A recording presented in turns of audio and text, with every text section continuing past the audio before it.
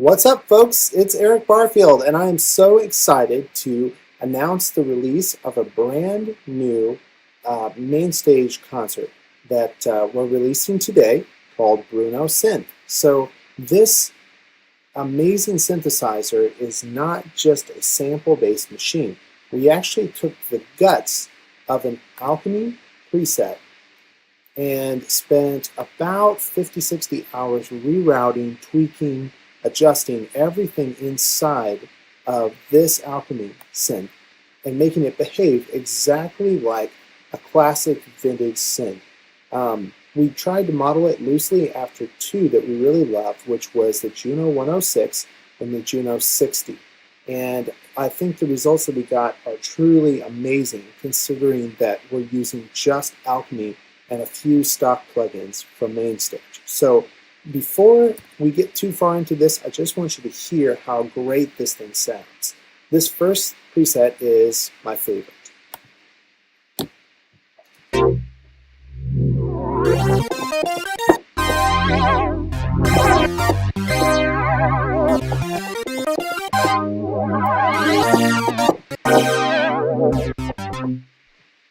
So beefy. Another one of my favorites.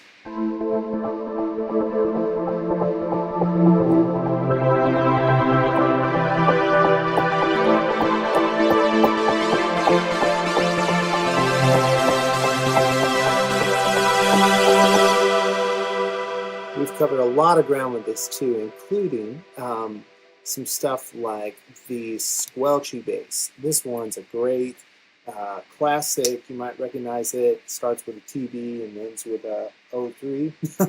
It goes like this.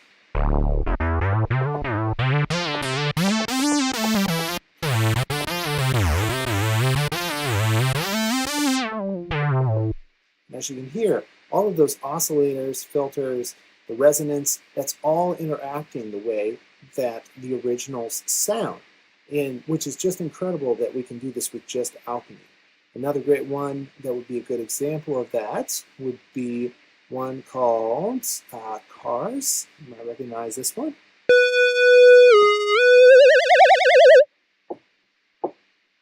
That's classic. Then we've got a few more. We have some really big, thick-sounding pads.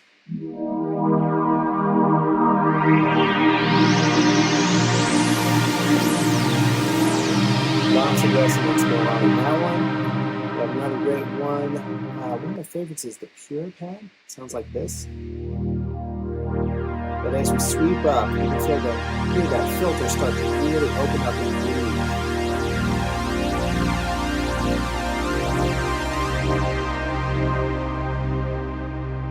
We have a bunch of great arpeggiators. This one might sound familiar.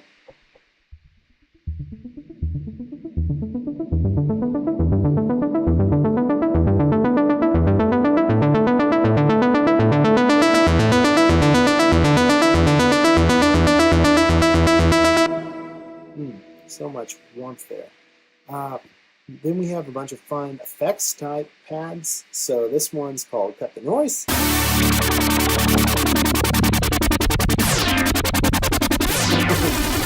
Just fun, silliness there.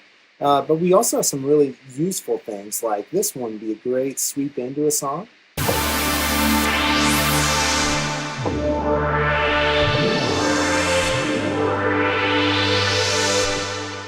So let me break down just a little bit of what is included with each one of these patches.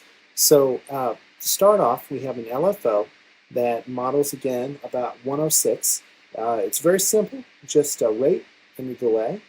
Then our next section is a digital controlled oscillator. We have the classic square wave, saw wave, the LFO modulation of it, pulse width modulation, and then we have a sub and a noise. Both of those are assignable as well, so we can adjust up an octave or down an octave, just depending on what we want to do.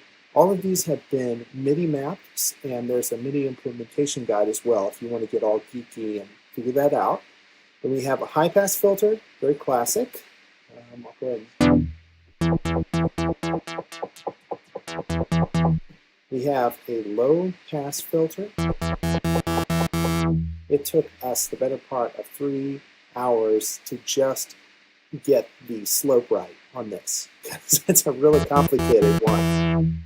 And sat with a friend for a long time and just played back and forth trying to find just that right slope. So we got the frequency there, we have the resonance, the envelope, that is how much the filter is being controlled by the envelope over here. If you're English, you say envelope. I think it's envelope if you're American, which I am. Then we have a attack, decay, sustain, release. It's pretty standard there. We do have the envelope or gates switch here, like the Juno 60 had, which is really cool. It allows for the filter to be able to cut the volume in a little more aggressive way, which is really fun. Now, this is where we start to depart from classic. We have added in a reverb. The reverb has a really warm, chorusy sort of sound with a decay option. You can get these really fast sort of feels, or this really long rolling decay. We also have high cut, which allows you to really open things up. So that can create that warble for big pads and things like that. For the delay, we've staggered 2 different time delays onto one knob in order to create something really unusual. And the way that this goes, let me bring up the decay a little bit here so you can see that.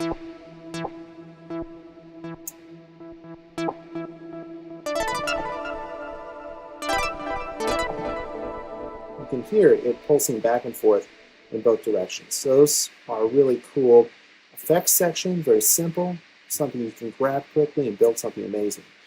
The last part here, we have arpeggiator, which was not on original 2 units that we just mentioned, but decided to add it on, add a modern twist. You can adjust the octave, the mode, so it can go up, down, random, and as played. We also have the rates and then the length of each one. So if I turn this on, I can make these a little bit longer or a little bit shorter.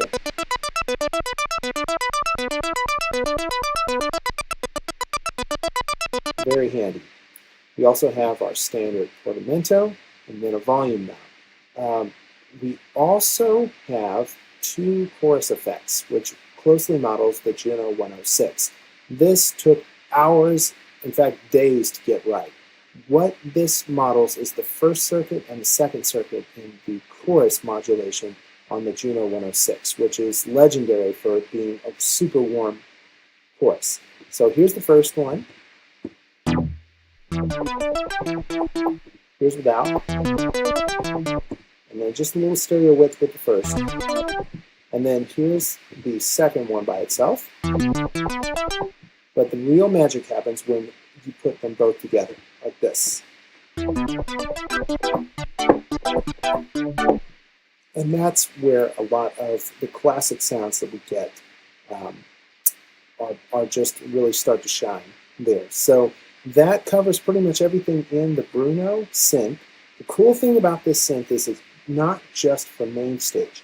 If you decide that you want to have these sounds in Logic Pro 10, here's how to get them. So I'm going to go ahead and hide my main stage, and then I'm going to fire up Logic Pro. When I launch Logic Pro, I am just going to select a basic preset here, go to Empty Project, and then I'm going to just select an empty channel strip. This is really not necessary. And I'm going to move this just a little to the side. Now I already have my starter patch right here over on the side. And I'm just going to grab that starter patch, which was the preset in main stage, and drop it here, right where this little plus button starts to show up. I'll let it go. And boom, there it is. So I have my synth right here. All of these same assignments are here. And then we've gone one step further. We've also included customized controls down here at the bottom underneath the control panel. So we have volume, we have the ability to turn on and off the square, which is a really handy thing to have. You can turn on the choruses, you can adjust attack, decay, sustain, release, the frequency, even your high pass and your envelope depth. So this is something that's really handy for musicians who work in both MainStage and Logic Pro. All right, I'm sure there's lots of questions that you have. If you want to leave them in the comments below, we'll try and include this or answer them in a future video. Also, if you want to buy this, that's also in the show notes as well. Thank you so much, and hope you're having a great day.